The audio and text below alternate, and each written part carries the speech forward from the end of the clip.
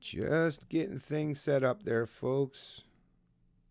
I see my channel announcements not getting a whole lot of views today.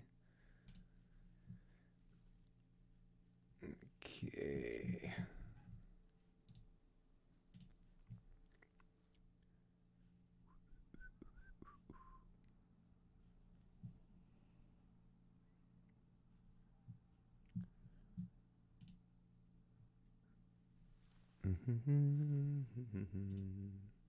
Just give me a couple moments. I'll check and see if anyone is in the stream.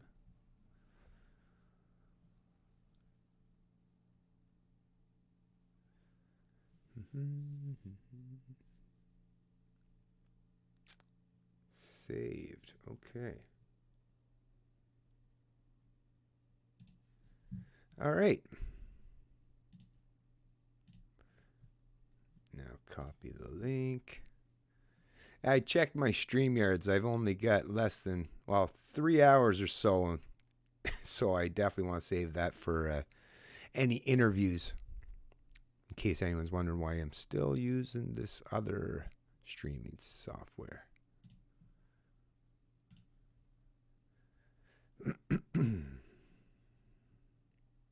Okay, there we go. Now copy the link.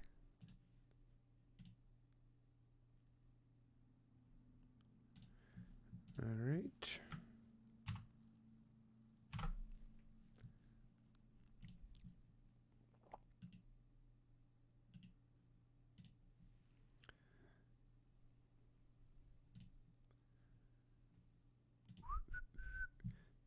One more moment, folks. Almost done.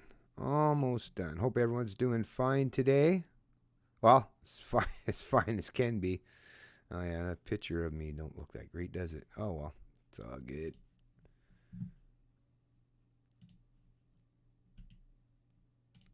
Considering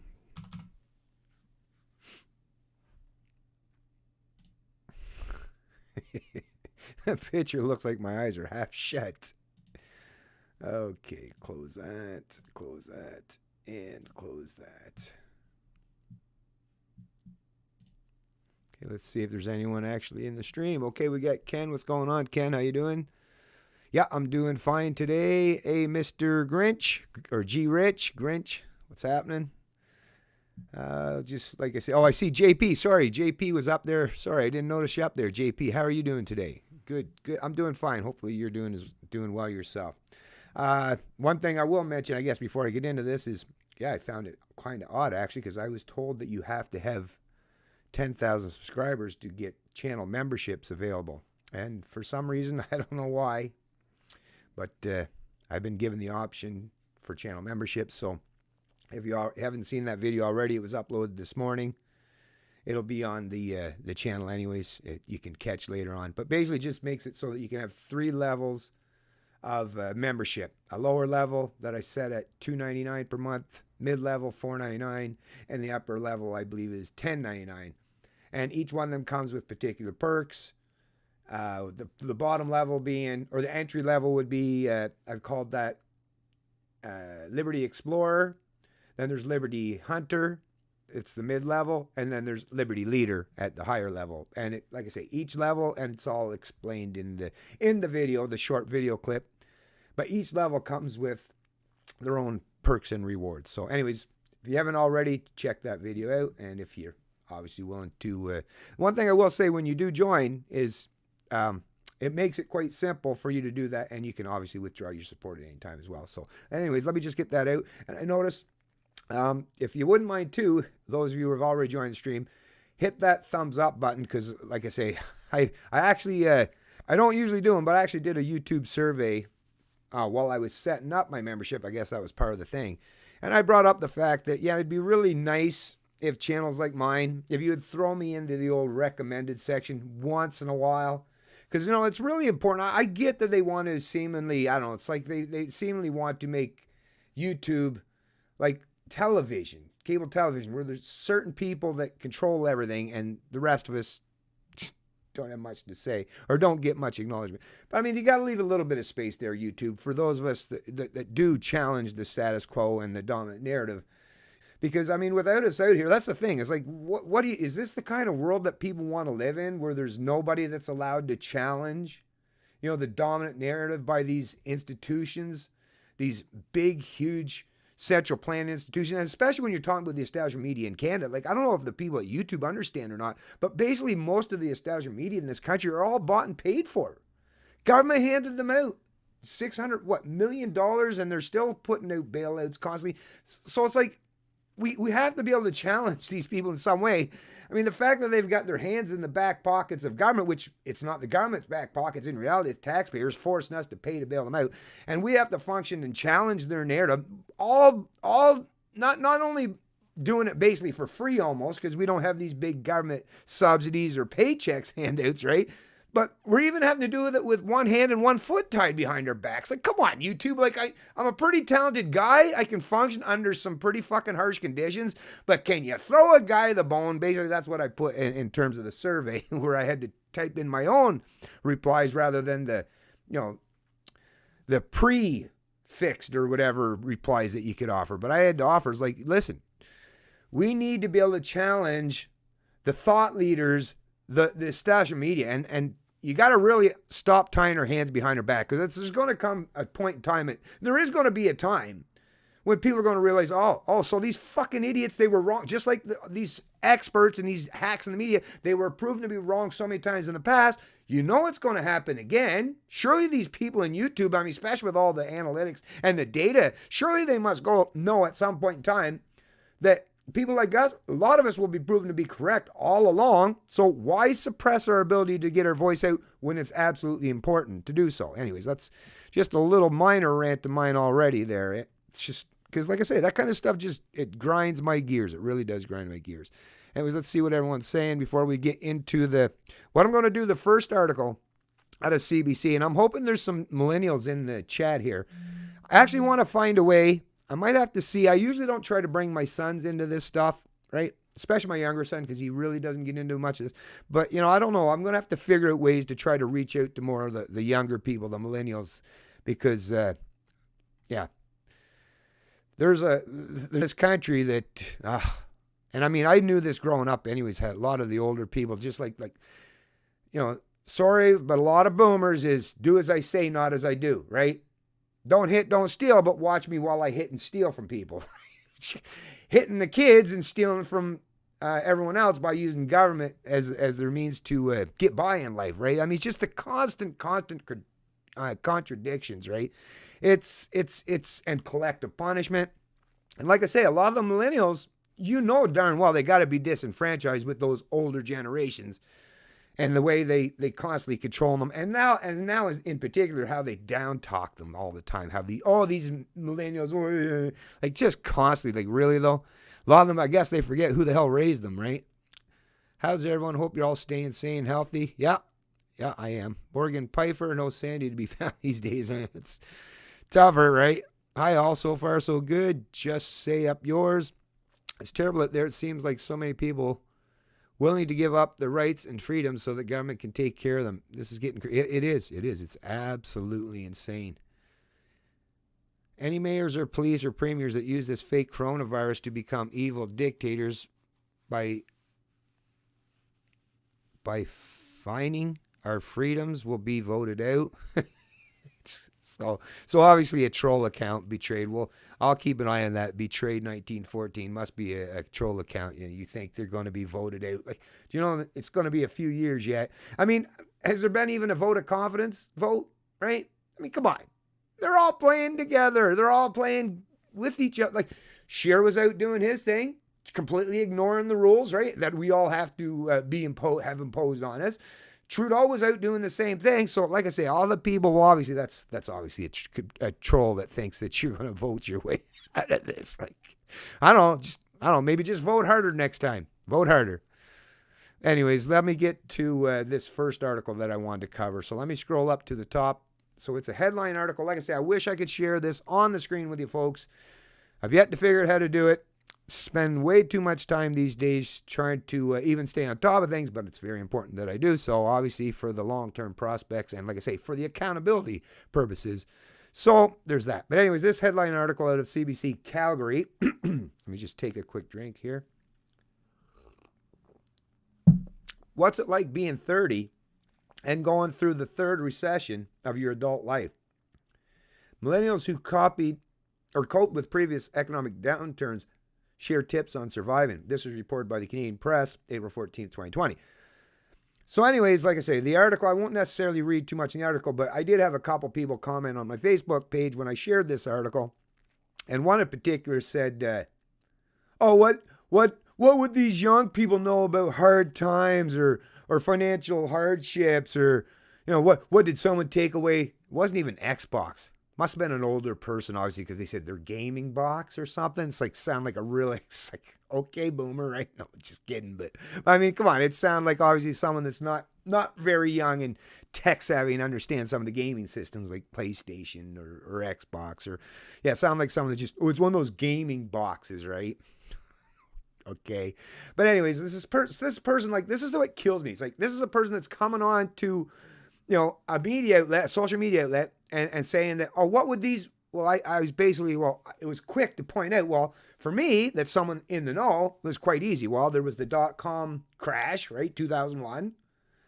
So, that's just 20 years. We're talking about 30-year-olds, right? So just in a 20-year time span from 2000 to 2020, right, you had the 2001 .com crash, then, of course, 2007, 2008, the financial crisis, and then today, which is now considered even worse than what they try to call the COVID crash. But trust me, COVID isn't doing this. It's governments that are doing this. This is imposed. This is not going to be just a recession, but if it turns out to be a depression, it's a depression caused, even if you go all the way back to the financial crisis and the .com, it's all government intervention in the economy and manipulation of the economy, right? No free markets, because the free market would have shaken out all that bullshit. The bad people, like I say, would have had to go to jail, would have been punished. They would have lost their homes. They would have lost their cars. They would have lost, their yachts. In a free market environment, none of these crooks would have been able to get away with what they did. How they got away with it was because, once again, government and these corporations and the banksters, they all scratch each other's backs, folks. At the end of the day, it's a big old gang of them, and you're not part of them, right? Or at least no one watching my videos. So there's that. But anyways, like I say, so, it's quite easy. But for someone that's in the age of information, and that's kind of how I replied to the person's comments, do you realize, all it takes, I knew this already, but if you want to find out what kind of economic hardships happened over the last 20 years, there's this thing called Google, or, like I say, use other social or search platforms if you need to. But this is you live in the age of information. So for these people to claim ignorance what would they do? Well, maybe you should take advantage of the fact that you live in the information age and maybe try learning something rather than trying to figure wag and talk down to millennials who, yes, they've had to, fuck, as a millennial, and I have 2 millennial age sons, like I say, and they've grown up knowing nothing but, is there such thing as a stable economy? Is there such thing as stable fucking anything? Because it's not just the economy. It's the social realm, the people in their lives. There's just, everything is completely fucked up these days. And most people know it, right? The left and the right left and right constantly bitch about how terrible things are and this, that. It's yet none of them wants to own up, acknowledge, or hold a mirror up and say, well, geez, did any of us play any role in this? Are we in this position today because of maybe some of the things that we done? Nah, none of them. It's always blame the virus or blame whatever, right? It's just nobody wants to own up to any personal responsibility for what's happened or what's taken place. But for you younger millennial people, just so you know, it's not just the contributors to the CBC News, these insider hacks. We know they look down through their noses upon the peons, right? That's just a reality. If you're a millennial, you should know this by now. But like I say, it's not just them. Well, it's also their readers, the kind of people that consume CBC content. And to find out, like I say, just go to CBC's website, click on this article, and this will all be in the description of this stream, so you'll be able to go on it, click on it, and you'll see the people that have commented on here. Now, at this particular junction, it was 138 comments. I haven't refreshed or reloaded it in a while, so there may be more than that. But just based on the 138 comments already on this article, and I went to the most liked, because that's the thing with CBC News, you can pick from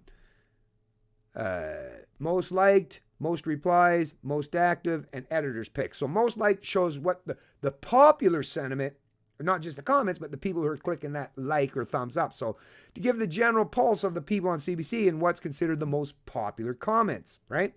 Well, the first one is by Howard Higgs.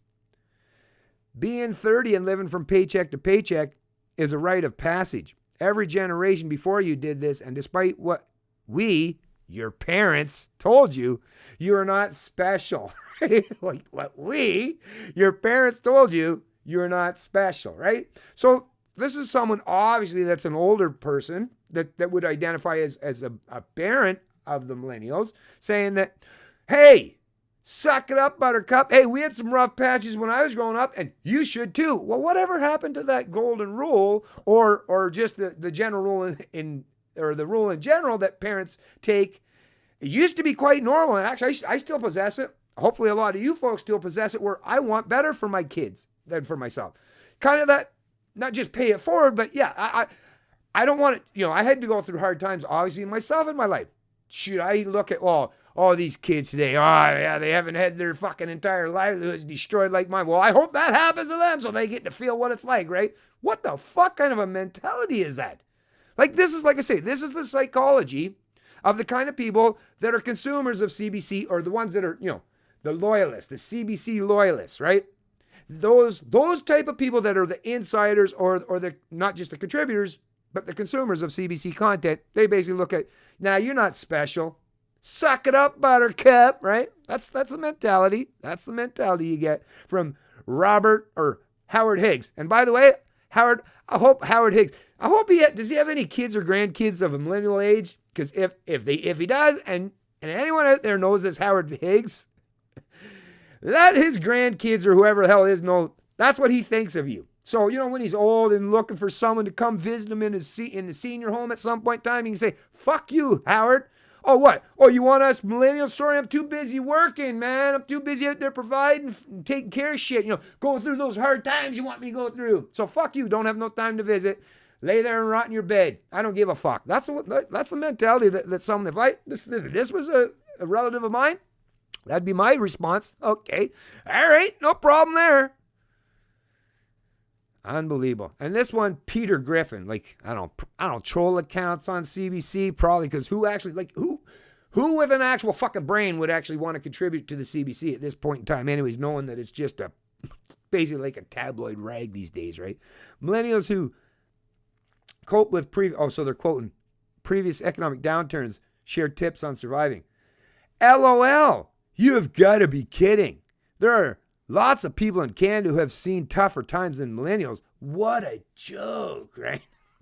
So once again, other people see that is that mindset, right? That's that fucking mindset. If I'm suffering or if I've suffered, there better be other people suffering, right? And they don't care. Same with in debt and fucking future generations. You think someone that speaks like that would give a shit about the fact that all these debts are going to be thrust and forced upon the millennials or the Gen Zers? No, they don't give a shit. Good. Pay for all that shit, you little fox, right? That's the mentality these people are taking. Unbelievable. Anyways, next. Repeating the same experience that every generation has endured in every decade in every province, yet millennials still think that they are special. This one's by Jack Hill. Lessons here for the younger people. Look at the degrees that these examples achieved and then abandoned. Degrees are education, but they are not job training. Pick a technical school or an apprenticeship if you expect to get a job and career from your education. So once again, no sympathy, no, yeah, like I know that these are the folks that are having to pay for all the bills while these entitled fucks, right? A lot of them probably work for government, right? Which, they wouldn't, that's the thing. When you work for government, this is the fucking insane part. When you work for government in any capacity, you've never had to deal with any economic realities. Ever. And yet they're going to talk down to millennials or people like that will have to deal with economic realities, right? And talk down them. It's like, what the fuck, really though? You've never even known at probably any time in your life what it's like to actually, go through genuine hard times, especially these goddamn contributors to CBC. Trust me, these are those, middle class to upper middle class elitist pieces of shit that we all know and loathe, right? That's exactly the kind of people that, likes to contribute to the CBC. So once again, looking down their noses at the millennials and basically almost like laughing or enjoying the fact that, there's some suffering going on. Good, right? That's what they're thinking. All right, going down a little more. Scroll, see what else we got. Why does this have to keep reloading every time? CBC's website, such a piece of crap anyways. I don't comment every time I keep hitting more. It takes me back up to the CBC. That's another thing actually I noticed this morning too. When I go to share CBC articles, what the fuck? Okay, let me... On my Minds page, it won't load. It just you get the link, but it won't load like the background. I don't know, whatever. It is what it is, right? Yeah. No, it won't allow me. Imagine that. Okay, let me reload one more time here, folks. Wow. What in the hell, right?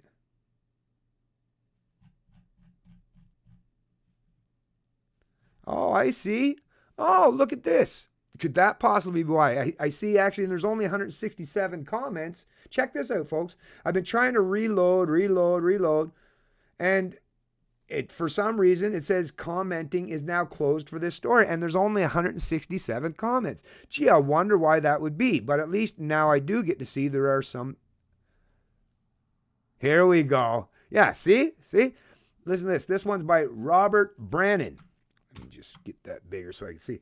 The baby boom cohort faced similar challenges from 1964 through 1988 as it entered the workforce, whether the Canadian economy was in recession or booming.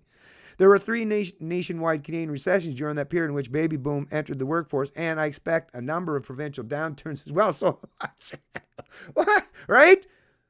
So the boomers, they went through some hard times. So, like I say, no, there's nothing as far as, this is terrible. I feel bad for the young people. We went through hell. But think about the boomers, really though? I mean, come on. The wealthiest generation in history.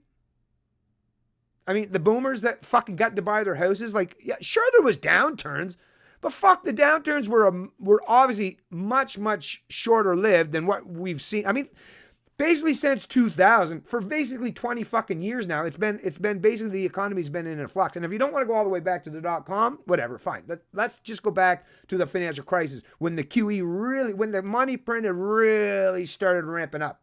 And we all know that the economies have basically been living on life support. And most of the growth has been coming from the trillions of dollars of printed money, of, counterfeited money.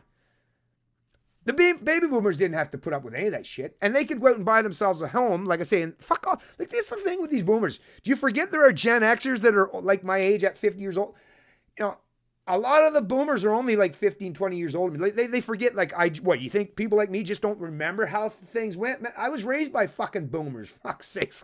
I remember all this shit, and maybe not all in the 60s, but the 70s, the 80s. So don't play your games there, boomers, because like I say, you might be able to pull your bullshit off to some millennials, but you ain't going to pull the bullshit to me. You fucks, a lot of you boomers were given, like I say, especially after World War II and after all the New Deal and all the government stimulus and try to get everybody back to work and factories working up and the beginning of globalization and severing the gold standard. And I mean, boomers have spent the last 3 or 4 decades making sure that economic and social policy is just whatever they want, whatever they deem they want, the world that they want to live in. Well, that's the world that has unfolded, right?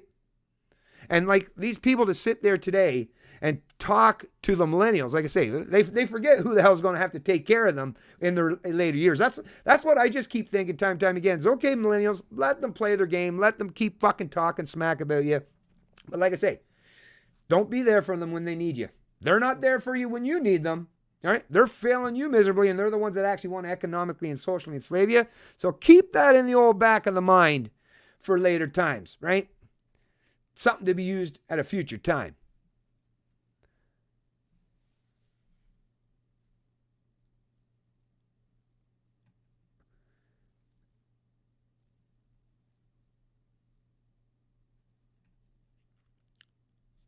Oh, wait, here's one. Mr. Robertson. Introspection is real hard for boomers. I am one. Most of us were born on third base and think we hit a triple. No contest. We had it way easier. I'm surprised I actually seen this. That's quite amazing. Of course, it's only got one like, right? Might be its own. But hey, at least it's there. But yeah, so that's a boomer himself or herself. Well, yeah, it's Mo. So I guess that could be, Mo could be short for a guy or a girl's name. So I don't know if it's a guy or a girl, but Mo Robertson, yeah. Yeah. Unbelievable, right? Anyways, like I say, all those comments, I don't know what happened to the ones that I was looking at. They've all completely changed now. Anyways. Oh, here's one.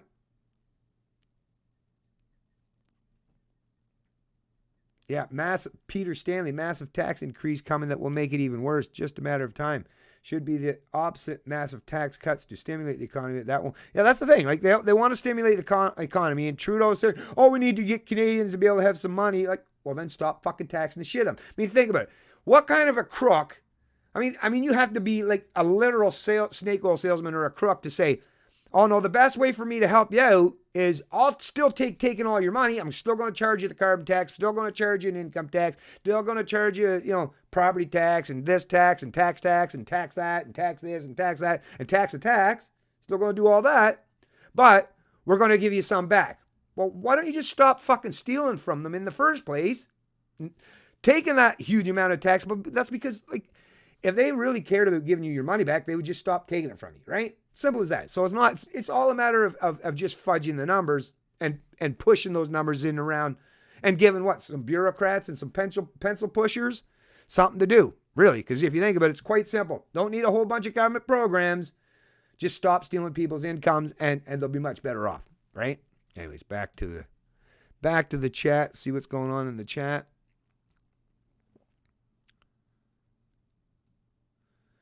Let's ramp up the challenges. Oh, hold on. Where'd that go? Okay, so I see there's quite a few more people that have joined in. Getting trolled a lot. Let's ramp up the challenge. Yeah, I'm getting trolled quite a bit there lately. Whatever, though. Voting doesn't work. The villains still work there when you change the heads. Exactly. Like, when the hell have you ever seen voting? Like, not in my 50 years. Never. So, I don't know. It's weird for people to keep so much belief in, like evidence, people. Evidence. Just a little evidence. Just use a little bit. Did anyone see Rosemary Barton cut away from the House of Commons when Peter? Oh, yeah, I saw that. Being briefed by, well, of course. Well, like I say, I mean, you can see like the way that she's smitten with Trudeau anyways, right? So whatever. I have Bennett hair bun just for today's show. I never have a hair bun. I would not wear a hair bun, but if you say I have been a hair bun, all right, you say so, right? Okay. I don't even have enough hair for a hair bun, but anyways, it's time for people to take justice back. Yes, I agree, Mr. G. Grinch. Trudeau's public enemy number one. Well, only if you're a taxer, right? He's actually the best friend. If you're a statist, or if you love forced wealth and income redistribution, or some communism, or some socialism, or a little fascism mixed in, if you love all kinds of immoral or unethical things, then Trudeau's your man. Trudeau's your man, right? But yeah, I get, for people like myself, yeah, of course he is. He does not respect people's individual rights, freedom, and liberties. That's for sure. Good afternoon, Tommy Gunn. Yeah, right. Vote harder. Yeah, exactly. What's going on, son of Rambo? Be right back. Beer minute. Yeah, beer minute. Right on. Check YouTube site, Press for Truth. Yes, Sina Allegria. Yeah, Dan Dix. I haven't saw too much of his stuff. I know he's reporting on a few of the things as well. And no, it was Luke Radowski. We Are Change, I guess, that had his entire channel demonetized. Actually, I think that happened to Dan Dix at one point in time too. Yeah, a lot of people have had their incomes squashed for daring to challenge status quo, or even, that's the thing, even if, look, here's another thing. Even if some people do espouse conspiracy theories, why the hell is that illegal, right? Tabloids are legal, right? You're allowed to buy a tabloid still to this day. Like, look, my wife was telling me the other day, no, they still sell these fucking retarded tabloids. Like the ones that say, Elvis spotted in a McDonald's in Memphis or some shit, right? Or whatever. I mean, just pure, or aliens abducted a Kardashian, right? Impregnated. I mean, just pure. And I mean, even worse, like conspiracy-minded shit. But what's wrong? Even if people do put on, like, have conspiracy theories or that conspiratorial mind, why is that no longer allowed, right? Why the hell is that no longer allowed? Isn't that the point of freedom of speech, right? Is you can be an idiot. Matter of fact, you can even talk stupid, ridiculous fucking things if you want. That's the point of freedom of speech. But once again, a lot of Canadians don't even support freedom of speech, and I see it all the time. Not only are they willing to shut themselves up, and they do it all the time. They're unwilling to challenge the narrative or anything or the status quo because, I don't want to seem like I'm out of line. Don't want anyone to get mad at me. That's the whole point of this name of this video is, does Canadian Conformity have a limit? I've yet to see it yet. It's like I've watched over the course of my life, well, especially when I've been paying attention, but even then, like even if I go back to my late teens and early 20s when I was still, not as observant of things that's happened, but still quite observant. I've seen, like I say, layers and layers, not just added taxes and controls on every, like I say, we got to the point now where almost everything you do, right, government controls it in some way, whether it's through regulation or policy or legislation or taxation or, I mean, just almost everything you do, you can find government somewhere dictating what you're allowed to do. And Canadians, like I say, for my whole life, even to this day, even to the point where they're told you're not allowed to leave your home, right? And given the most bullshit excuses as to why, but Canadians, for the most part, are like, okay, all right. I mean, over in Newfoundland, they're saying up to November. I mean, really though, right? Are the Newfies, are you really willing to fucking put up with that till November? Your political boss, your political overlord, your massa, you're going to tell you you're not allowed to until November. And are the Newfie people, is that what they've turned into there these days thereby? We're just going to do that thereby because, well, we were told to. We wouldn't want to go against what our political masters told us to do thereby. Right? Is that what fucking Newfies are today? Glad we're not in any global conflict or war because, like I say, there ain't too many fucking real men in this country that would be willing to pick up arms to defend anything. Not even themselves, not even their own family, not even their own fucking kids, not even from the kind of dipshits, like I say, that are economically enslaving, huge swaths of not just the population that's alive today that'll be forced to pay for all this shit, but entire successive generations. Most Canadians we wouldn't want to be politically incorrect or say anything out of line. Like, wow, Canada, nothing like destroying my faith in humanity and the people of this country. Like, wow. Anyways, Tommy got bad. How about being Gen X and living through crap the whole... I know it. I've lived it. I know it. Like I say, just can't wait till all these... I just keep remembering. Here's what we all got to keep telling ourselves. Like I say, because the chronological order, older people, like the boomers are going to get older than Gen Xers, right? They're going first, right? Just like the silent generation... They're going first. The boomers will be next. Gen Xers, then millennials. Like, that's the beautiful thing, right? I guess I don't know if you want to call it karma, fate, nature, evolution, or God himself that created it. But the beautiful thing is, like I say, the old people, they're going to end up.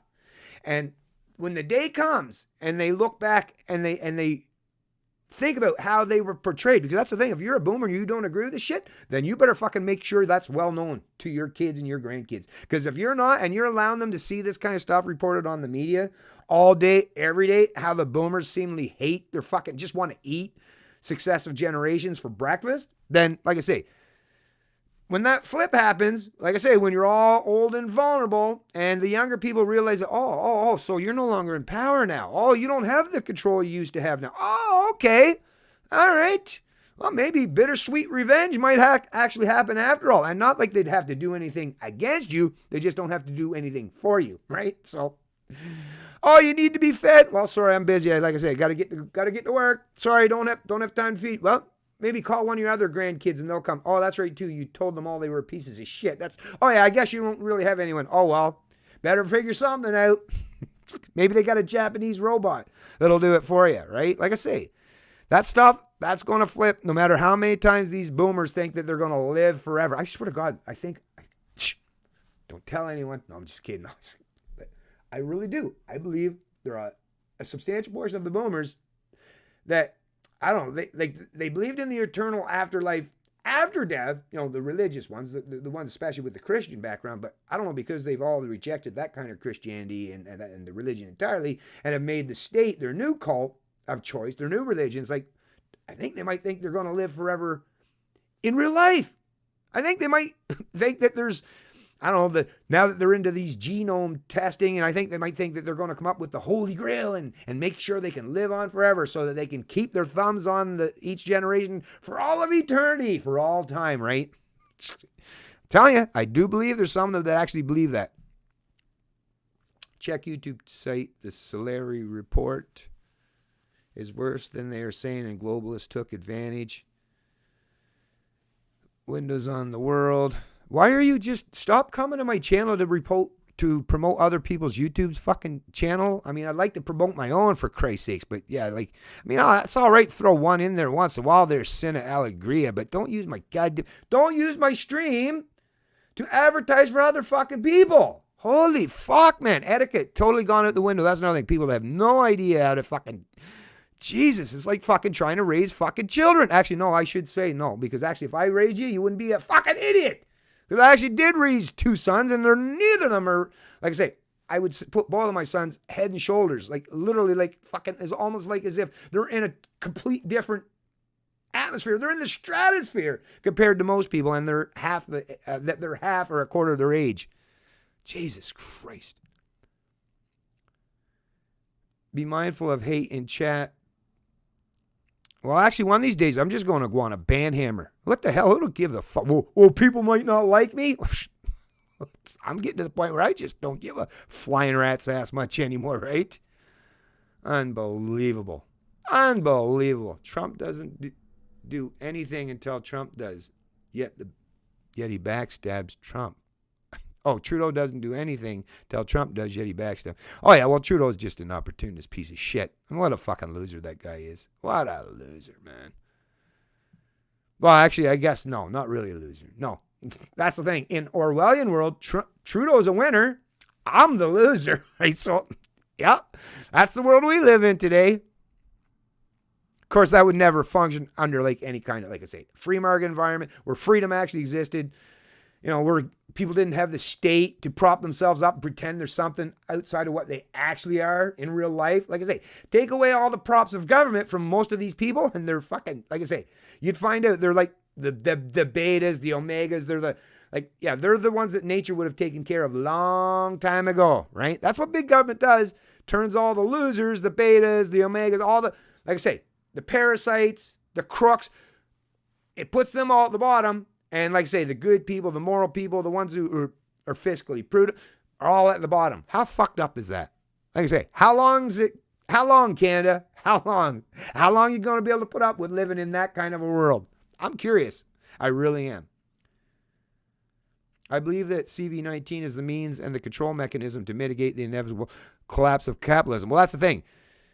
I agree with you there, Ken, that's what they're trying to do, because these socialists, and they basically speculate. They say it. They put that shit forth in their articles, whether it's from the Huffington Post or Vox or any of these other leftist rags or the CBC. I mean, CBC Ideas. Just listen to that program with that Michael Enright guy. Those guys love promoting Marxism and fucking socialism and communism. And no wonder, hello, they all function under the socialist or the communist model, like forced wealth and income redistribution, right? So of course they're trying to destroy capitalism, because capitalism allows the good people to thrive and survive and the bad people to fail and suffer. That's why parasites, authoritarian collectivists love getting rid of capitalism, because, like I say, they recognize in a free market environment under a capitalist model where competition wins out, where competence wins out, and they know they're going to fail, they're going to lose every time. They don't like that game. They don't ever like to sit down and play a game where they know or recognize it, unless they put in actually hard work and effort to become competent. They prefer to no, I don't want to do that. That's a lot of work. I'd rather it just come to me or fall in my lap by me using government force as a means to an end, right? But if they have to go out and actually have to work for it, see what their actual value is worth. See, that's the thing. Market prices isn't just on the products. It also is what represents us. Like what you are deemed worth out there, right? A lot of these parasites in government, they'd find out in a free market, they'd be like, you're not worth shit.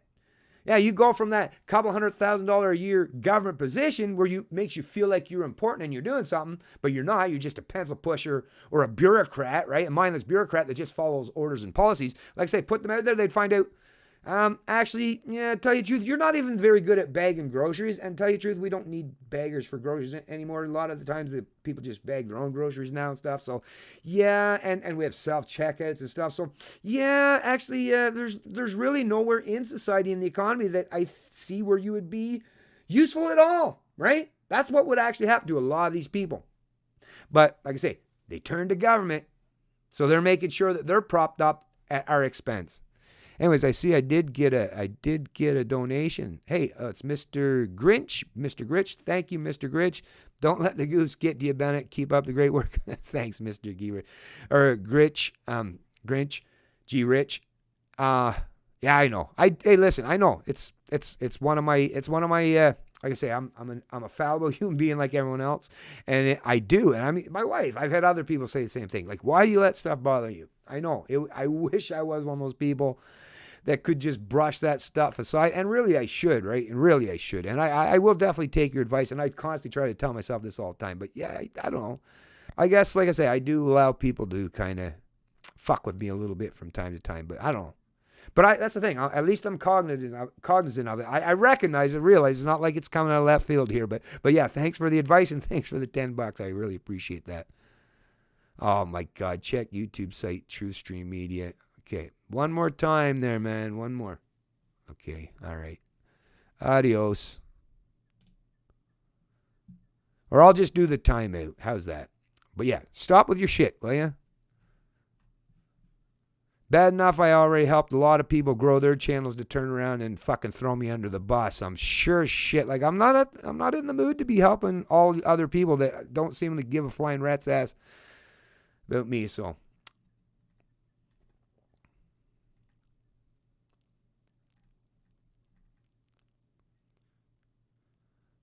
Every culture loses or rotates every 90 years. Why?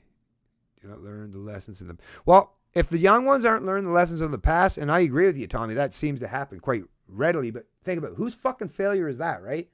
That's the people that are the leaders, like the parents, the grandparents. If you're raising successive generations that have never learned any of this shit and they're not alarmed, like there should be, if the people were properly educated, the younger people today were properly educated and understood what's going to happen in the future by continuing this, they just wouldn't allow it because they'd realize that, the pain's much, much worse. Sure, it might be painful now to correct course, but it's much, much better than waiting till the end days, right? I don't mean full on it, but like till you get to the point where you have to, right? You should start trying to correct course before you get to the edge of the cliff, right? But no, like I say, because a lot of the young people have been failed miserably by everyone. And so think about it, not just their parents, but people in their communities, right? Their aunts, their uncles, their educators, people in the media, right? Those are the cultural leaders that the younger people look up to for guidance and wisdom. It tells you that they've failed all these young people miserably. That's the thing. And that's why these mistakes or these events or these things seem to keep coming back again, is because at some point in time you get generations that come along, such as like the boomers, where they it's just, I got mine, fuck everyone else. They got the Keynesian mindset. And I even was listening to a CBC radio and they basically brought up, and I was like, oh, so they do understand this. They were talking about we're all Keynesians now. So they actually, and this is, like I say, a CBC radio program. So they actually, I would love to be able to say, they can just claim ignorance. But no, the fact that they used the Keynesian model and Keynesian economics and even said, I guess we're all Keynesians now, that tells you they actually do understand what's taking place and they just are more than willing to go along. So evil, vile, immoral people. And Canadians, because they don't know which ones they are, or that's the thing, if Canadians don't know who, like what? You must know in your family who the fuck are ones that support government. Is it really that difficult to figure out who these people are? I wouldn't think so. I know in my family who the hell they are. I know exactly in my family who are the ones who support big government and who don't. And you can usually basically draw the divide as the ones that work for big government and the ones that don't. It's quite easy. It's quite easy. The people in my family that have never worked for big government, they don't have this big admiration for big government because they're the ones who've had to always pay for big government, while their siblings are benefactors of big government. But the ones that work for big government or have retired now and used to work for big government, oh, they love them some big government policies. Gee, I wonder why that could be, right? Wile E Coyote, what's going on? Keep up the good work, bro. Southern Ontario. Hey, what's going on, Southern Ontario? Wile E Coyote. Canada's infiltrated domestic and foreign with those who want us harm. Our governments have allowed it for years. Yes, governments have jaws lack, but so are the people that are voting for them, right? It's just the truth.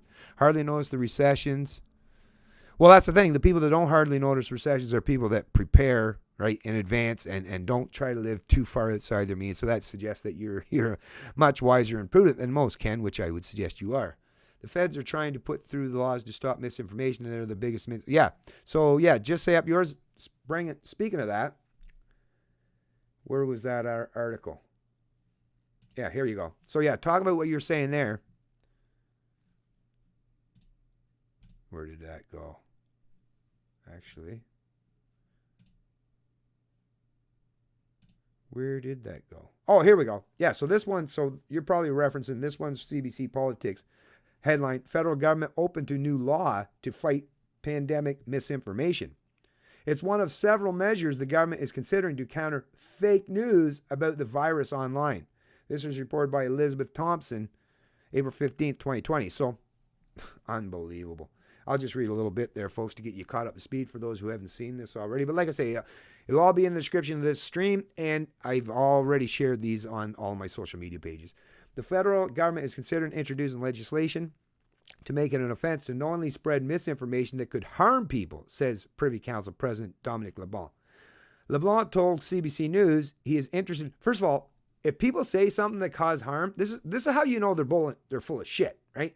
This is how you know with 100% absolute clarity that this is all political, and which is why, let me go back here. Yes, it's under the politics section. That's how you know they're playing politics and manipulating you and not being forthright and honest. Because there are already laws on the book that if you use speech to cause harm to someone, right? So, yelling fire in a crowded movie theater, or saying, I want these people to go kill someone, and you do it in a way that's really serious, and you actually, are someone that has actually influence over people, and there's a potential that they will follow through or carry out your orders, right? That culpability, that responsibility for advocating for violence and stuff. There's already rules on the book, laws on the book to take care of that. So why are they making this? It's another threat. First of all, it's a threat. Second of all, it's government taking advantage once again to increase even further the amount of authoritarian measures or tactics they can use against people. And the reason why they want it is because they're not going to use it for most people, but they like to have these laws on the books just in case, right? The what if scenario that they want to use it for, people that maybe they disagree with or challenges their political narrative, right? People such as what? Maybe myself or others, right? This is what the thing that's most disturbing to me is this is trying to, once again, quash or chill people's speech or pushing back against big government.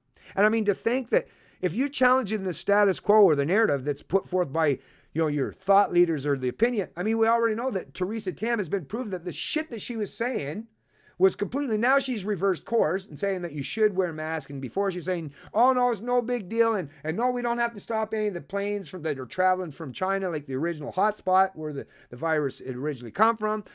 So even I guess at that time when you were challenging that Theresa Tam or whatever, it's like, what the government say, oh no, you're not allowed to do that, right?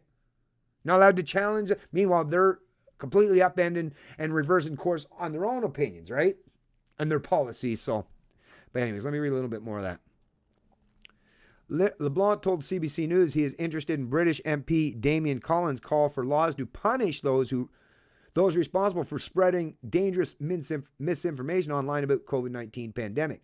LeBlanc said he had discussed the matter already with other cabinet ministers, including Justice Minister David Lametti. If the government decides to follow through, that that Lametti, that's that picture with him and Trudeau in such a warm embrace. You would almost, if I didn't know better, I would say, oh, well, they're lovers, aren't they?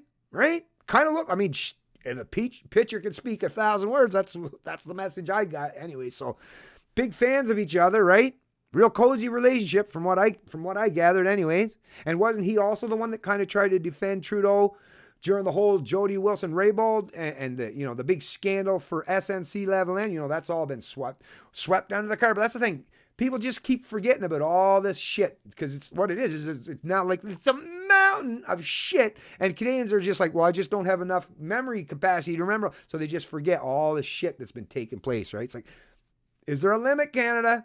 Is there a limit? I mean, the pile of shit already, just under Harper regime and Trudeau, just like I say, just in the last, since the financial crisis, right? Basically. So 12 years? I mean, just think of the kind of ramp up of authoritarianism and massive forced wealth and income redistribution, economically enslaving people, dictating, controlling every. I mean, just think of how much has taken place. And once again, Canada,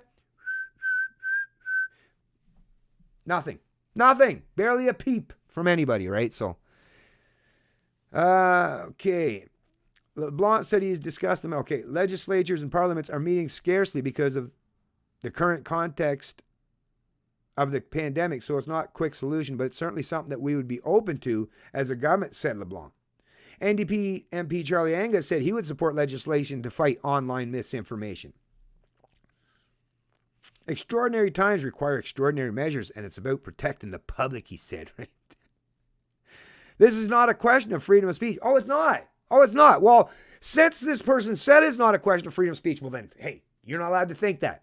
Don't you dare think this has anything to do with freedom of speech, because LeBlanc here, or whoever, it's LeBlanc, right, says no, it's not look the other way, folks. This is a question of people who are actually actively working to spread disinformation, whether it's through trollbot farms, whether it's state operatives, or whether it's really conspiracy theorist cranks who seem to get their kicks out of creating havoc.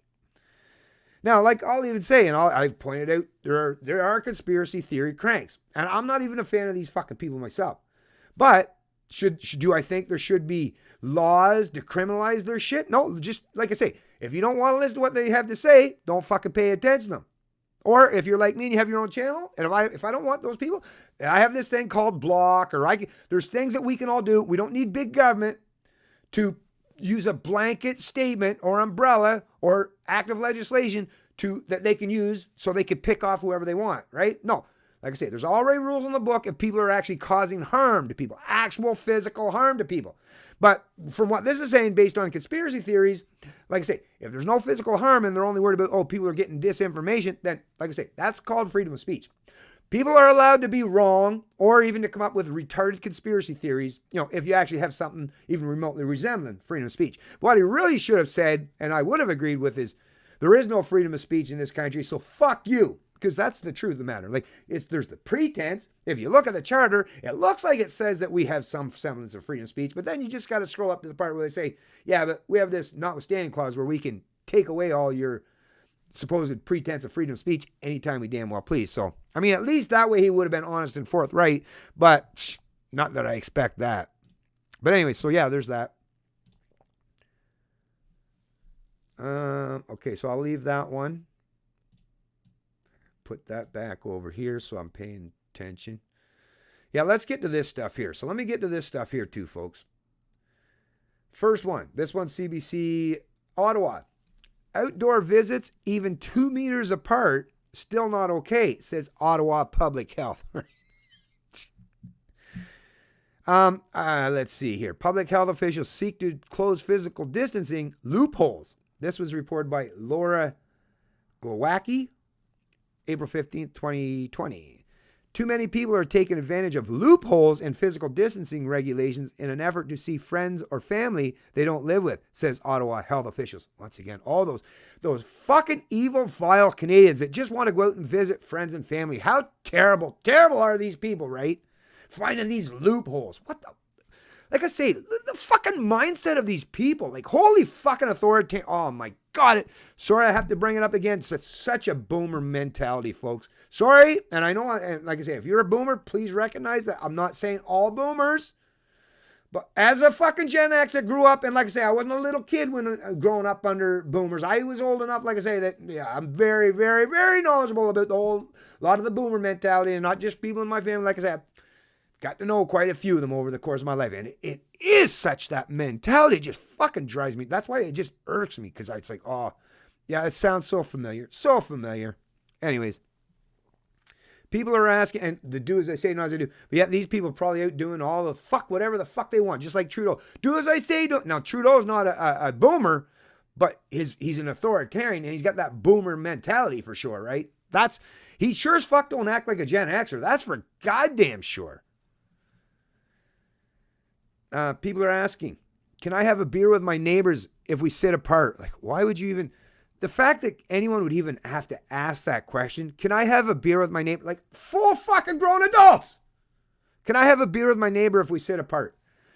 First of all, I hope that was a woman that said that, because if it's a man, I'd be like, you are one. Really? You have to ask government. You're going to take the time out of your day to ask government permission if it's okay, if you sit the appropriate distance apart, to have a beer with your neighbor?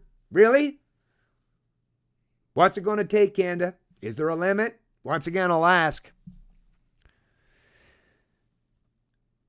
Or can I visit my friend's house if we stay outside and keep a distance of 6 feet or more? Oh, it hurts. Oh, the pain. Oh, the pain. The pain, folks, the pain. It hurts me. It hurts like everything. I feel like almost physical pain just thinking that these are adults. It's, like I say, it's soul crushing. It's soul crushing. Be it in your driveway or in your yard, our main message is stay home, said Brent Malugny, an associate medical officer of health with Ottawa Public Health during a teleconference Tuesday. Hey, I got a response to you there, Brent McCloley. Fuck off. All right? That's what I got. This is my response to you. I don't really give a fuck what your opinion is. I really, really don't. Not that I expect this piece of shit would ever be watching my video, but, just in the hopes that maybe someday, Ontario bans gatherings of more than 5 people, and public health officials are asking people to always remain at least 2 meters apart from others. Still, the best and safest place to be is at home, said. So just repeating and regurgitating. All right. Like I say, these are the fucking dipshits. If they were in fucking part of the Stasi or working in Germany or Russia or in fucking China, hey, whatever our political masters tell me, that's policy. That's what I have to do. And I'll just follow the orders, and I expect you to do the same. Like I say, bunch of order followers. Fuck off, order followers. That's a thing. And you think that order followers are never going to lead you anywhere, right? Think about it. If they're order followers, they're not leaders. For fuck's sake, can we at least get that clear in most people's head these days? If they're just mindless order followers, that's literally the description of people that have no ability to lead in any way. So do you really want to pay attention to the people who are just mindless order followers or suggest that they're experts or knowledgeable? No, they're followers, right? That's all they are. That's all they are at the end of the day. Overpaid followers.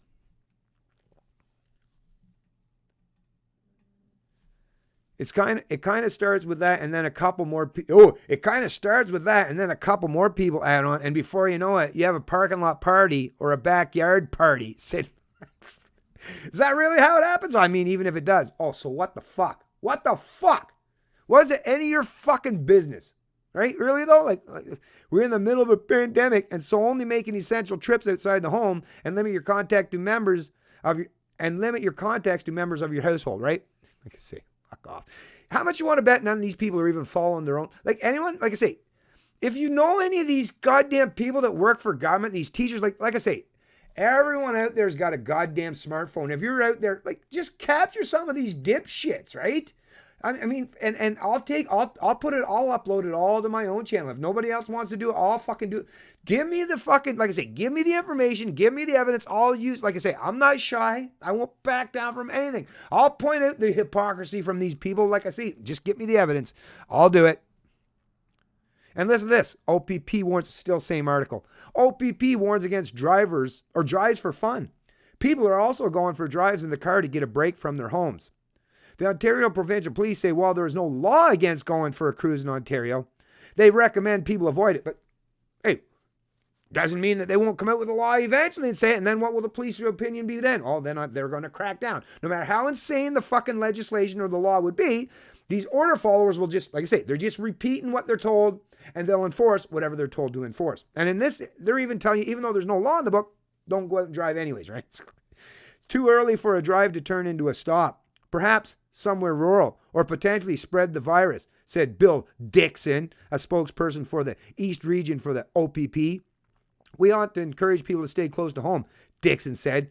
Once again, hey, Dixon, I got a fucking response to you too, right? But, yeah. Oh, it's too... Once again, what if? What if? How old is this Bill Dixon? Seems once again that same mentality of collective punishment, or the what if. Ooh, we got to prevent bad things from happening. Let's just, like I say, destroy everybody's rights and freedoms and liberties and anything remotely resembling courage or bravery, right? In the face of anything. No, let's turn them all into mindless, conformist, cowardly, slaves, serfs, and subjects to the ruling class. And always with the what if? Oh yeah, sure, you might be out just driving your car, but what if this? What if this? And what if this adds to this, and this adds to this? Just pure hypothetical, just dreaming anything up, and it's like, well, that's my reason for being an authoritarian piece of shit, because what if? Like I say, that mentality, folks, the what if mentality and collective punishment drives me nuts. Anyways, moving on. I see my video's a little bit crappy on the old quality. Anyways, back to the stream here. The feds are, okay, built the modern world and you... No, we built the modern world and you 50 and under wrecked it. Hey, listen, matter of fact, if you... I will offer, not that I expect you'll ever take me up on my offer. No one ever does, because everyone likes to, like I say, talk smack without actually... I'll challenge that one. I'd love to have that kind of conversation with you, or informal debate, right? Matter of fact, like I say, my email address, I'll make sure the email is in the stream after I get it uploaded. You can come back to the stream. You'll see my email address. I'll even tell it to you right now, CanadianLibertarianBH@gmail.com. You want to have a conversation and say it's all the people that are 50 and under, it's that fault? Okay, I'd love to have that conversation. I'll let you, like I say, I'll give you as much rope as you want. You can go, I'll sit back and listen to whatever you got to say. I'm just telling you, I've made sure I'm fairly knowledgeable on enough topics that I'm willing to do so. Are you? Because if you're trying to suggest that it's the people 50 and under that are now in charge of things and fucking everything, okay, right? I don't think so. But like I say, I'm always willing to challenge or allow anyone to challenge me. That's the thing. I have no concerns about someone telling me something. And if you can prove that I'm wrong and you're correct, then I'll say, hey, thanks. I've learned something new. But don't expect that'll happen. But yeah, like I say, if you wanna take me up on my offer, just send an email and we'll hammer a discussion. Like I say, I've been saving my StreamYards because I need to use StreamYards for when I'm having conversations with people or interviews or informal debates.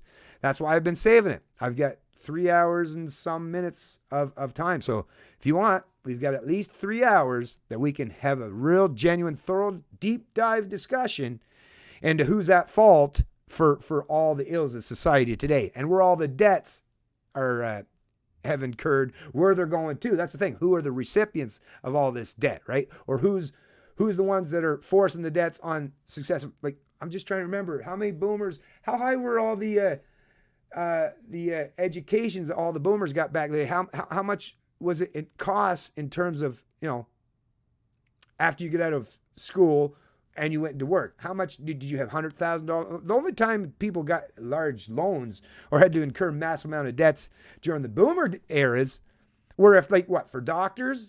But there were very few professions that you had to put yourself into any substantial amount of debt, right? But anyways, like I say, I won't waste too much time on that. I would love to have that conversation though, because there's nothing I love more than being challenged. I'm a competitive kind of guy.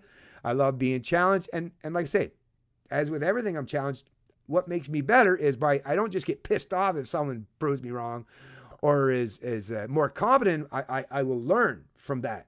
I learn from my mistakes, so I win no matter what. Even if I lose in an argument, I might have lost the argument, and I'll accept, okay, I lost in this, but I've gained knowledge that well, now I'm better prepared for the next one, right? So like I say, no matter what, I'm more than willing to have these kinds of conversations. But it's obviously someone that's of the boomer cohort that just wants to blame the young people again. That's you. It's them damn young people, man. Like, no, don't look in the mirror at all, huh?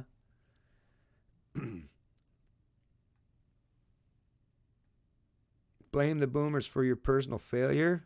No, I've never personal failure. My house is paid off. I have no mortgage, no mortgage. I have no credit card. Listen, I'm actually in the perfect position, even though I don't have much in terms of money. The reason why I can do what I do is because I'm not as reckless and irresponsible as a lot of the boomers, right? I'm not just talking about my own family. Like I say, I know a lot of boomers, and we all in this chat, everyone here knows lots of boomers that still haven't figured out a way to pay off all them credit cards, right? 30 fucking years later, they still, instead of paying them off, they just get more or borrow against the house more. Yeah, like I say, no. I'm doing just fine and much better than most boomers, which is why I don't need a government bailout, right? Matter of fact, like I said, even with one arm and one foot tied behind my back, and with big government destroying my ability to be a productive person in society, I still am doing better than the boomers. So there's that. Boomer here that agrees. Yeah. Thanks, Ken. Well, like I say, as I've said so many times, it's each generation has little things about them. They are generalized statements because we kind of just certain things, whether it goes through the education system or whether it goes through the current economic environment at the time, or it goes through like just cultural norms that change. These things just happen. So there will be some things that you can point out about millennials, like, and especially in terms of, if you want to say like millennials and use a generalized statement, is probably the first generation that like having social media and having a phone in front of their face from morning till night. That is very, now, are there such things as millennials that don't go around from morning till night with their phone basically like almost welded to their hand or in their back pocket or front pocket? Yeah, there are exceptions to the rule, but I don't think too many millennials would be getting too outraged if you said, oh, they're really big into their smartphones and stuff, right? It's like, and same with Gen Xers. Like, yeah, Gen Xers like are a little bit more rebellious. Like I say, it has a lot to do with the environment, like the cultural environment or the economic environment or the social environment that we were raised in at a time. That's why these generalized statements actually stick, and a lot of people recognize that they are a reality. Like I say, but that's the thing. If you're thinking critically about this, as Ken does, is, well, you know that doesn't mean everyone. Just because someone uses a generalized statement about something does not...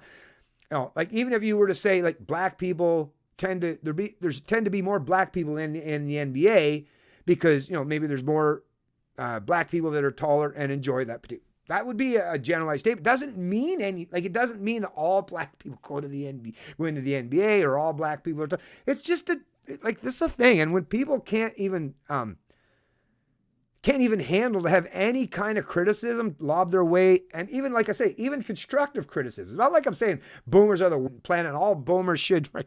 Just pointing out some reality. But even by doing that, you get pushback, which tells you what that usually tells me is, yeah, I hit the nail right on the head there, didn't I? Hit the nail right on the head there, didn't I? Hit right in the old bullseye.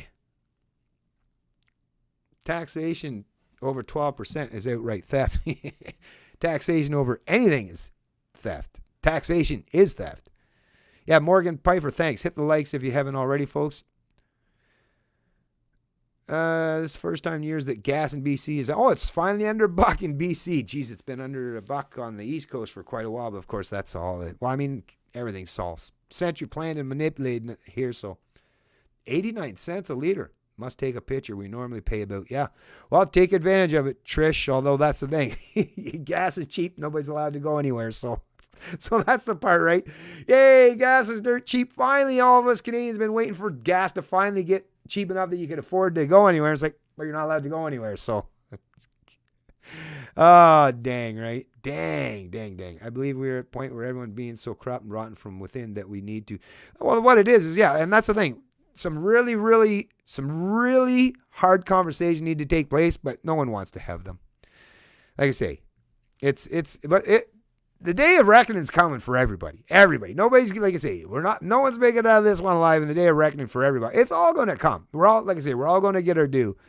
It's just there's a lot of people that just don't want to, face that cold, harsh reality, right? Deal with that cold, hard truth. Canadian government could cut taxes to help its voters that stop giving money away to countries with their hands. Yeah, agreed.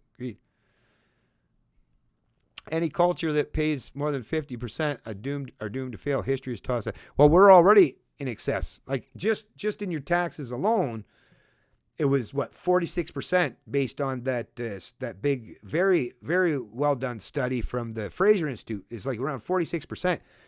That's not taking into account inflation, which is the biggest. That's the thing when you talk about taxes. If you're like inflation, that's a direct consequence of central planning and monetary supply, right? Not proper inflation, not wage inflation, but I'm talking about artificial inflation as a direct consequence, a result of monetary policy, right? That's artificially increasing the price of a lot of the things that we consume, some of the staples that we require, right?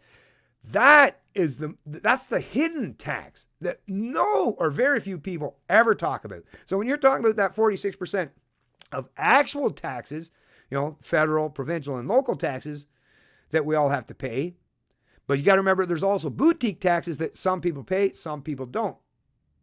And then, like I say, add that inflation tax, which is a stealth tax on top of it, and you're well in excess of half of your income. So yeah, you're already at the point where more of your productive income and wealth and everything that you provide is going to big government than what you're getting to keep for yourself. Slavery, right? Just a modern form of it. Hey, what's going on, Rika? Nice to see Rika in the chat. All governments are overbloated and overpaid. I would agree there. Why was Barry and Honey? I don't know who they are. Michigan has taken to the street. Yeah, I saw that. Michigan, I seen that, Ken, actually. Yeah.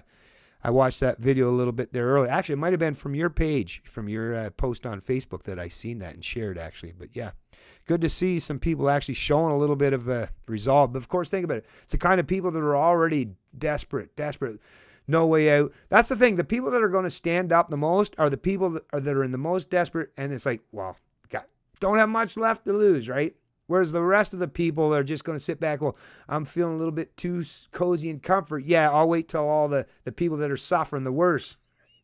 Let the cannon fodder go first, right? It's bad, sad. But yeah, because a lot of people in Michigan have had to go through some pretty harsh times. But yeah, thanks for mentioning that, Ken. This old boy will be on the street front and center, right on. Alberta Newfies don't think that way, only talk that way. Yeah. Well, that's the thing. The Newfies, when they go out west, they don't, I guess they I mean, I knew quite, like, I don't like to say too many. Like I say, the Newfies I knew growing up, I don't know what has happened. I don't know what has happened to them because I would have never suspected a lot of that because, like I say, I grew up with a lot of Newfie buddies. When I was living up in Ontario in the apartment that I grew up in, yeah, I guess you could say that because I was, 12 years old. So anyways, but spent a lot of time in my life from the time I was 12 to 27. A lot of people in that building were from the East Coast, and a lot of them were Newfies and some good people. Like I say, met a lot of great Newfies over the years. I can't think about these people now. I can't even imagine them now, like clamoring for big government and forced wealth and income redistribution. But of course, these are the people that, chose to leave the rock and go to search for work. Same with, I suppose, for the ones that go out to Alberta. These are the ones that are actually ambitious. As someone from New Brunswick, my parents and the people that did have any kind of ambitions or goals, they did seek places where there was actual employment, where you could provide for yourself and make a decent living in some way and better yourself in some way. But there's a substantial portion of the New Brunswick population that, and they're still here to this day. I've gone, come back, gone again, came back, and they're all still never left. Never left. They don't know anything different than that plot of land that they were born and raised in. And they don't, like I say, as far as they're concerned, that is the entirety of the world. The rest of the world barely exists, right? And obviously not very ambitious, which is why, places like New Brunswick and Newfoundland have been hollowed out, right? There's very few entrepreneurs, very few businesses are started, right? Very few innovation. Why? Because all the people that have all those, possess those qualities or traits that do want to be entrepreneurs or they've traveled elsewhere. So the East Coast, which is why the East Coast and all these Atlantic provinces are such welfare and basket cases, is because the only people, for the most part, like I say, not all, that are left there are the very people that lack all those incentives or all those positive traits or qualities. Anyways. How's my stream doing? I noticed I seen a little bit. Let me scroll down the bottom because I just seen that it looked like it started buffering here. All the real men in Newfoundland are in Alberta trying to work. Yeah, that's kind of what I was thinking, Mr. G. Rich, Mr. Grinch. Is that the real men, they're not back there trying to live off the government dole, right? They're out there trying to make a living, and unfortunately, not even having not even having the proper opportunity to do that. Beautiful full moon last week was orange, yellow. Oh yeah, Trish. Actually, did you see it was pink there the other night? How long? It was not that long ago, but yeah, that was really cool. I got up to pee in the middle of a fair amount of pop, like I say, and yeah, it was beautiful. It was nice, beautiful, clear sky, and the moon. It looked that pinkish hue to it, and it was pretty cool. I agree. Anyways, let me get back to some more of these articles because there was a few more I wanted to cover. So that was so don't go out and drive even though in a car. Like I say, even in a car, you're isolated. You are isolated from people in a car. A car is just as closed off environment as your house would be, right? So don't know why that would be a concern other than the cops respect my authority, I guess is what they're saying. But yeah, here's another one. This one's of the National Post. COVID-19. Stop having beers on your driveway or chatting with your neighbors, Ottawa residents told. The problem is that a gathering can start with 2 people on a driveway or talking over the fence and turn into a parking lot or backyard party. Oh, was this the same? This one's Joanne, was that Locious, whatever the hell. Have you ever been enjoying a beer? So, I don't know. It's 2 different articles, 2 different media outlets, but they're basically repeating the same thing, right? Laura, Gloa. So, no, it's 2 different people. I thought it might have been the same contributor contributing to 2 different outlets. But no, 2 different ladies. 2 different ladies reporting on this and basically, don't you dare. Don't you dare. This was reported actually April 14, 2020. If you have been enjoying a beer on your driveway with a friend or exchanging pleasantries with a neighbor over the garden fence, Ottawa's Associate Medical Officer of Health has a message for you. So that's basically, it's going along with that same story. Stop it. We are hearing about people who are looking for what I call loopholes. Oh, yeah, it is. Dr. Brent Maloney. Maloney. Oh, it's Maloney. Oh, it's just the way it's spelled. It kind of threw me off there a little bit. Yeah, so it's Maloney, right? I would suggest. Told reporters on Tuesday. Anyway, so I'm not going to read this because basically it's just going to go along with what I was reading with the other article. But basically, you're not allowed to go do anything. Don't you dare. Like you say, trying to treat full-grown adults like children. Do as I say, not as I do. And you better damn well do as I say, or, right? Like I say, Canada, gonna say it again. What's it going to take? Is there a limit to Canadian conformity? I don't know. We'll find out eventually, I suppose. So far, doesn't seem to be. And then there's this one. This was politics analysis, of course, by Eric Grenny, a pollster. That's the thing.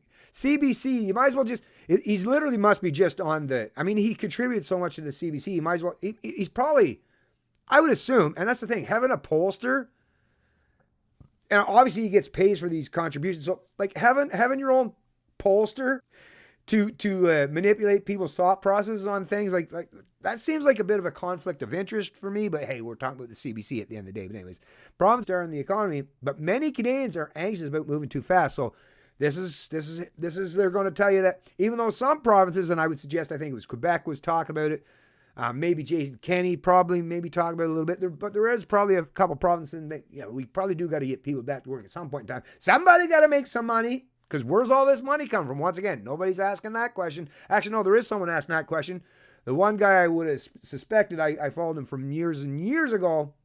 Haven't been so much lately, but he was one of the first guys that was pointing out and saying, hey, there's a crash coming here soon. Peter Schiff, when all the rest of the pundits on the media, that was amazing when he was doing that. All the pundits in the media like MSNBC, ABC, CNN, all these, they're all like saying, and they'd bring him on there. They'd bring Peter Schiff on there basically just to say, "Oh, look, this guy doesn't know what he's talking about." When he was saying, "No, we're gonna suffer a massive financial crisis and housing crash in this country, and it won't be too long from now." And they were laughing at the guy, making fun of him. And then all of a sudden, the housing crash, the financial crisis happened. It's like, well, I guess I was right all along. Huh?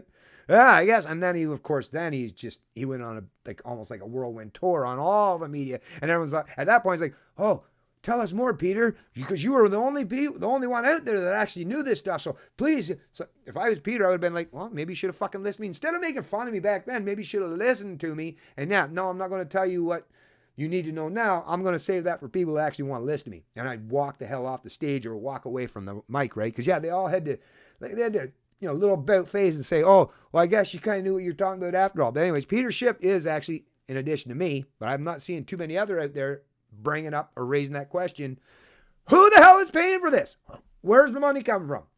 Right? The hundreds of billions of stimulus, the trillions of dollars of stimulus in the States. Where's any of this money come from? Like I say, the fact that no one in the media wants to even bring that up, that's literally the third rail when you know that all these media institutions and establishment outlets, not one amongst them wants to raise the question is, where's all this money come from, right? All those people on CBC's payroll, right? All these people across this country, and Don Pitt, the so-called economist, right? Gains in extraordinary, but nobody, not one of the contributors in this goddamn government, this communist broadcast corporation, the CBC, not one of them is saying, where's the money come from? Why? Because then they'd have to ask, well, where does our paychecks come from, right?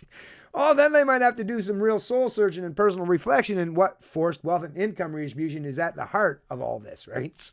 Like I say, what's it going to take, Canada? Is there a limit?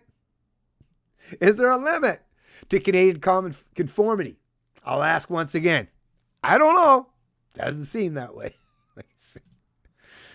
But anyways, I'm not going to read it, but it's basically just breaking down the numbers. But actually, let me just read a little bit because the numbers don't even seem like, I don't know how, they'll find anything. Like I say, there's statistics, or was it? There's lies, damn lies, and then there's statistics, right? But I love how they're trying to manipulate this. And that's the thing. Even if the majority of Canadians did say, on the poll, or the majority of people that were sampled in this poll did say, no, we don't want you to open the economy. Is this how our economy works now? Based on polling, right? Is that the new way to deal with market fundamentals and how people, earn a living and generate an income or generate wealth or income is... We have to go by pollsters and the opinions of politicians now. The opinions of politicians or pollsters or people who take polls, right? So we have to abide by that now, right? Like I say, what a messed up world, man. What a messed up world. And then there's this one other Star, of course, it's the Star. What do you expect? And what are they trading for now? Star, like what? A penny? A share? They're penny shares now, basically. They're not worth squat. Not even worth actually, it's not even paper it's printed on, but it's not even worth the time it would take to type out this text because, like I say, these are just a bunch of commies, basically, contributors. This Douglas Kwan. How COVID-19's anti-lockdown fringe feeds on some Canadians' real... Actually, didn't I read this yesterday? And speaks to government's next challenge. But yeah, so now if you're challenged the opinion... Yeah, actually, I covered this yesterday. But if you're challenging the opinion of your thought leaders and your political masters, well, you're a fringe. Like, ooh, they didn't use far right, but hey, might as well, right? It's probably what they're alluding to. And in addition to that, the flip side of that is, like I say, National Post and the Financial Post is the only place that I've seen, for the most part, where you'll get at least a few contributors who will at least try to challenge the status quo, although still not as well as I'll do. Although, like I say, I'll give John Robinson and Terrence Corcoran some pretty mad props because they do a really good job. Like I say, not quite as well as what I would do it. Actually, they're very smart and very articulate. So I should say, we just different styles, I guess. But yeah, they definitely challenge the status quo narrative. But anyway, so this headline out of, like I say, the National Post, Andrew Potter on COVID. It's not a crime to disagree with health officials. Canada needs more contrarian thinking on coronavirus pandemic measures. I agree. You're speaking, like, I'm hearing what you're saying there, Andrew, and I definitely agree with you. So like I say, this was contributed April 15th, 2020. One of the more disturbing features of the response to the COVID-19 pandemic is the absence of contrarian strategic thinking combined with outright hostility towards anyone who questions how public health officials are handling the situation. Yeah, right? When it comes to the coronavirus, contrarianism comes in two forms. One group simply denies the virus is that big of a deal, that it's anything more than a bad flu or even some sort of hoax, and we just need to end the lockdown and get back to everyday life. These people are foolish and dangerous and should play no part in the conversation. I agree. I don't want to get into this thing where you just pretend it's all a hoax, because yes, people can definitely suffer as a consequence of playing this thing like it's all a hoax. It's just a false flag event or all this. Like, I definitely don't like to get in that. So I would definitely agree with Andrew in that regard. But yes, the second part, once again, pretty sure I'll agree here. When it comes to, the second type of contrarianism accepts the seriousness of the virus and the threat it poses to our healthcare system and to our lives. But precisely because it takes the threat seriously, it questions the official response to the pandemic and the narrowness of the options we are being given for getting back to normalcy. And it is this type of contrarianism, call it heterodoxy, that is almost completely missing from the national discourse. Right? Exactly. I think he's talking to me. Are you talking to me, Andrew? You talking to me? You must be talking to me. No, I'm just kidding. But it sounds like, yeah, because I would be one of these contrarians. But once again, I'm trying to use as much of my thought processes, thinking critically about the issues. Like I say, not going trying to be as as thinking about what is the most common sense approach to take to this, right? Where you are concerned about people's health and safety, like taking all the things into consideration that we've heard so far. Yes, there are people out there, such as myself, that could push back against this. But once again, the media is not giving anyone like me a voice. Now, I do have a voice on my own platform, but as you all see, when this video or when this stream's done, only a few hundred people in this country will even hear what I've got to say. Whereas the rest of the 37 million will never hear what I've got to say. Now, fortunately, some of them will read this article and realize that there are, and maybe they'll search out alternative sources, but it's like trying to find a needle in the haystack these days, because like I say, there are so many people with YouTube channels and putting out tons of information out there, but obviously not everyone is equally competent. So this is where leadership qualities, competence, skills, all these things used to matter, right? But now nobody knows who to trust, nobody knows who to believe, because there's so much disinformation and so much propaganda out there that people are like, well, most people are like, I just throw my hands up there. I don't know, whatever. I just don't want to listen to anyone no more. And then they just go bury their heads in the sand, right? Which part of me is like, well, can you really blame them? Part of me actually kind of understands why a lot of Canadians are just like, I don't know. I just don't know who to trust anymore.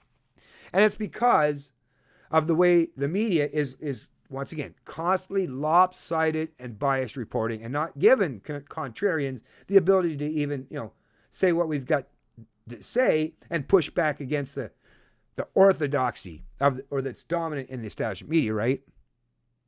Canadians have two traits that serve them well in normal times. First, they, by and large, trust their governments. Well, that is true. Not all, right? Second, they tend to do as they're asked. Hey, that's right along with my question. What's it going to take? Yeah, because even in this article is admitting Canadian conformity, very prevalent, right? Obviously, what's his name again? Obviously, Andrew recognizes and sees that Canadian conformity for himself, which obviously we all should recognize unless you're just not paying attention. But despite plenty of evidence that our health authorities have let us down in a number of ways, poor planning, vacillating leadership, political lethargy, politicized decision-making, appalling communications, the actual path they got us on has gone pretty much unquestioned. Anyone who second-guesses how the pandemic is being handled increasingly finds him or herself accused of armchair quarterbacking, of impugning the integrity of public servants, or of coming down from the hills to shoot the doctors while the battle is still raging. This is a very bad state of affairs. Why? Because the current plan to have everyone except the most essential workers sit at home until a vaccine is available sometime in 2021 is madness. But instead of calling out the madness for what it is and demanding credible alternatives, what we are seeing instead is a large-scale circling of the wagons around the responsible authorities, right? This defensiveness is not partisan in the political sense, but it betrays a strong bias towards protecting the intellectual expertise class, right? Right? Exactly. The enforced intellectual oh, look at that. Even using the same words, right? And I didn't even read this article before I just lined them all up because there's tons of them already that I had opened up to cover this article. Anyways, the enforced intellectual conformism here contrasts very poorly with the United States, which has seen a flourishing of seriously outside-the-box thinking. For example, the economist Robin Hanson has been pushing the idea of variolation or controlled infection. His argument is that since it seems likely now that almost everyone is eventually going to get infected, lockdowns only increase deaths by exposing people to very high doses of the virus from the members of their family who get infected. His proposal is that we can significantly cut the death rate through voluntary infection of relatively young and healthy people with a very low dose of the virus. And we used to do it with smallpox. Hansen claims his modeling shows that controlled variolation could cut deaths from COVID-19 by anywhere from 3 to 30 times. So, yeah, like I say, have like competitive modeling, like competitive anything, right? Anything that tries to come at it with a one-size-fits-all approach is obviously going to be a massive fucking failure, no matter what you're talking about in your life. Having multiple options and competing models or competing personalities or venues or institutions trying to figure out different ways, that is definitely going to prove to be way more effective than everyone lining up singularly or in unison under a one-size-fits-all approach. It just seems like such a failure on so many levels. Anyways, like I say, I'll post a link to this in the description of the video below as well. Getting back to the chat, see who else is all joined into the stream. So when are we going to rise up? I don't know. Like I say, April Carissa. Thanks for joining the stream, by the way. And if you wouldn't mind, hit that thumbs up to show your support. And if you haven't subscribed already, please do that as well. So as far as the rising up, well, like I say, just like the heading of this stream suggests, is unfortunately we live in a country where Canadian conformity is so dominant. So many people have allowed their thought leaders to place them in such a, not just a heightened state of fear and control, but now their own personal, social, and economic situations are so dire that they keep looking to government for not just guidance, but to bail them out in so many areas, in so many ways. So unfortunately, there are a lot of Canadians who have gone back into some kind of adolescent state in their mind, in their psychology, and that represents at least a substantial portion of the population, because you're not hearing, like, think about it. Here's a good way to gauge when we're getting to the point where we can finally rise up, is when you start seeing even, a tenth of the population, right, are talking about the same, or talking along the same lines, or using the same kind of words to describe what's taking place as I am. And when you start seeing at least, like I say, 1 in 10 Canadians are starting to agree and show some pushback, then you'll know, okay, at least we're heading in that general direction. But until then, like I say, like I've said so many times before, don't be that one. I mean, you can do whatever you want. You're an adult, but you probably don't want to be that one to stick your head up out of the rabbit hole, right? When there's a lot of people that have their sights focused on those very people because they want to use you as an example to use against anyone else that dares to challenge the status quo. So like I keep telling people all the time, and it's not about a matter about being cowardly, it's about being smart about things, right? Until we recognize that there's a sizable portion of this population who's willing to join us to push back against this kind of overreach of big government and authoritarianism and massive force and income redistribution and the complete destruction of our personal liberties, that, like I say, until we start to see that, then all we're doing right now is getting ready for that ultimate event. When it's going to take place, I don't know. I think when the really warm weather starts to get here, that a lot of that Canadian conformity might finally start to go by the wayside. But like I say, I'm not even holding out. I'm not holding my breath, because unfortunately, Or, fortunately, depending on how you look at it, I just don't have much faith in Canadians these days. They seem to be very, very conformist. Anyways, hey, Kool-Aid 28. Hey, Libertarian, thanks for answering my question this morning on Facebook regarding the effect of the lockdown on Indian gaming. Oh, no problem. I don't even remember. I do remember something about that, but I do so much and answer so many things and there's so much I try to spread myself out over the run of the day. But yeah, no problem. But thanks for, actually, if you haven't already, if I could ask you there to subscribe to the channel, because yeah, my subscriber count still, and now as you can see, I'm at 7.81. My subscriber count went down by another 4 as of my last stream. So it's just going down, down, down, down, down. So, no matter what I do, it doesn't seem to work. I can't get any growth. I can't get any people, or very many people. Many boomers are on the same page. I agree with you, Ken. Like I say, the ones that are thinking critically about this stuff, but there are an awful lot, and a lot of the ones that that I would be referencing are the ones that, like I say, work for government, and they just don't want to deal with the reality. They've placed themselves in this little bubble, and they don't want it destroyed, right? They don't want it destroyed. Anyways, I'm probably going to tie it up because it looks like most of the comments have slowed down. Now I'm going to scroll down. I do see actually where it dropped down a little further. So, Lotto Max 70 million, who sold in Chatham, Kent, Ontario. Well, it wasn't me. That's a bummer. What? Oh, if I had that money. When people say, oh, what would you do if you had money? Well, I won't necessarily. I will just say, though, if there was a way to get the fuck out of this place for a while, it probably wouldn't be the worst thing for me. CBC polls, yeah. Why wait? Point fingers now.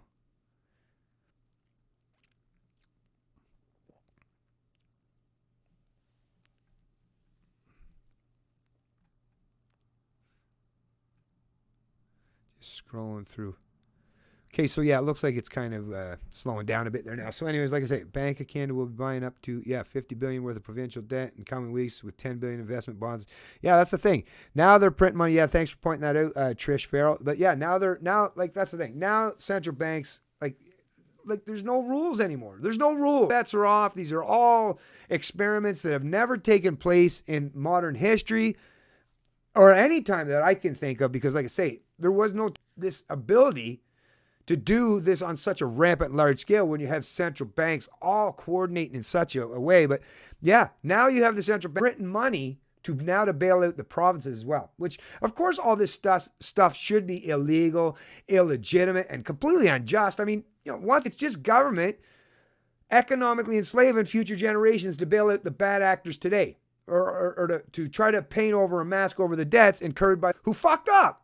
The debts got incurred and added up and ramped up because people have been spending way outside their means, not just those in government, but a large, substantial portion of the Canadian population. But rather than getting these people that have been spending way outside their means for far too long to be responsible and own up to their failures, like I say, they're just going to force that onto future and successive generations. But yeah, that's devastating. But anyways, I see even my chat's all fucking up now, so nobody's going to be able to hear even what I'm saying. Anyways, folks, I'm going to tie this one up. We've been going for a good little while today. Anyways, thanks for everyone so we got about 100 minutes. Anyways, thanks for those of you who did show up today. I'm going to try to keep doing streams. I got a couple videos that I did make, and I'm going to try to get them uploaded as well. But because I can cover so much more, that's what it is. And you people are probably realizing now is there's so much that I got to cover. Is I'm doing this in big chunks, and that's why I'm doing in streams a lot instead of the videos, so that I can cover all this stuff, because I'm going to have to come back later. Like, I just can't keep on top of everything, because you can remember, this is just what I'm doing when I'm sitting down to finally make my stream. You have no idea how much work I have to do, from the time I get up in the morning till the time I lay my head at night, and still try to put a little bit of time for, like I say, my family and friends and stuff like that, and having some kind of a personal life. But it's, at least when I'm doing a stream, it's definitely cutting into my revenue, because, at least the videos get more than just a couple hundred views. At least my videos were getting like 300, 400, 500, 600. Although, like I say, historically they were in the thousands. But I'm definitely seeing my revenue cut by doing it in stream form. And especially because some of my videos or these streams aren't even monetized. I'm now having them demonetized because I'm apparently not following through and not obeying all the orders and edicts, right? Because YouTube's put up a lot of restrictions on what I'm even allowed to say. So I'm even seeing that. But to me, like I say, of course I want to, make some money for everything I do. We all got to pay to keep the roof over our head and all that stuff. Because even though I don't have a mortgage, you still got property tax got to get paid every year. Still got to pay, for the heat the house. Still got to have hydro on. You still, all those extra things. Still got to eat. Anyways, but yeah, where was I going with that? Anyways, yeah. So like I say, I'll tie this up, but I'm going to keep doing these streams for the main reason is, like I say, to archive everything that's taken place so I can cover a huge amount of what's taken place. Plus, I can interact and engage with people in the chat, which I really, really enjoy doing so because, like I say, other than the few trolls that do show up and tend to try to poke at me once in a while, right? And I know it's bad shame on me for allowing them to do so, right? Yeah, I'm going to try to get better at doing that, folks, actually, because, yeah, I shouldn't be doing that. Yeah, my phone keeps buffering, but thanks, man. Oh, no problem, Trish. Yeah, I understand. Like I say, I'm getting off there now. But like I say, I'm going to keep doing them in stream form so that I can keep all this archive so that at some point in time in the future, and when things kind of slow down or die down a little bit, I can go back and chunk them up into smaller pieces and make them into a playlist or somewhere where it's more archived in a more easy understood manner and you can find things more readily. Because right now as it is, I'm covering everything, but I'd still have to go back. It'd still be really difficult to find like one particular article because then I'd have to remember which stream did I have that article. So like I say, it's still a work in progress, obviously, but I'm trying to do as best I can. Like I say, I'm just a one-man band. I'm a one-man show here, folks. And I'm trying to do my best. And I do, like I say, I do appreciate every little bit of support that all you folks have. And I know everyone's not doing so well economically these days. And if you can't help in any way, I completely understand that. At the very least, I'll just ask that you like, share, and subscribe because anything that you can do to help even spread what I've got to say around helps me out, right? So there's lots of ways that we can help each other out. But if you can't do that, or if you do have a few bucks and you can help support, like I say, there's Patreon, there's PayPal. All those links are always in the description of the video. You can do a direct deposit. Just email me through my email message. Don't do the direct deposit through my email message. I'll give you another email that we do for direct deposits. Now, like I say, now there's even another option. Now, if you look down there, actually scroll down when you see there's a join section. So now you can join and become a member of the channel, and that comes with perks, like I say. And that helps me in terms of bumping up my puny revenue. I'm at $83, so I'm thinking I'm going to reach my $100 amount for this month. So I'll get a couple bucks for this. Actually, it's including last month and this month. But this month I'm finally going to get paid out from YouTube. But as you all know, $100, and it does come in American money, but even $150. So not a whole lot. Can't stretch that out very far for a whole entire month. I was actually hoping to be able to, like I say, pay for StreamYards, but it's quite expensive, a little bit outside. Now, to get it at a reasonable price, well, at the $20 level, I have to buy a whole year's worth. So, $20 a month. So that's $240. So I still have to hold off on that. You can do it month by month, I believe, but it's $25 a month. But either way, I might have to even just bite the bullet here if I get enough coin together and just buy a month worth and use StreamYards, because I really, really do miss being able to put all your folks' comments on the screen and even the super chats and the articles, being able to share the screen. But either way, anyways, like I say, done, folks. You all have yourself a great day. Like I say, we'll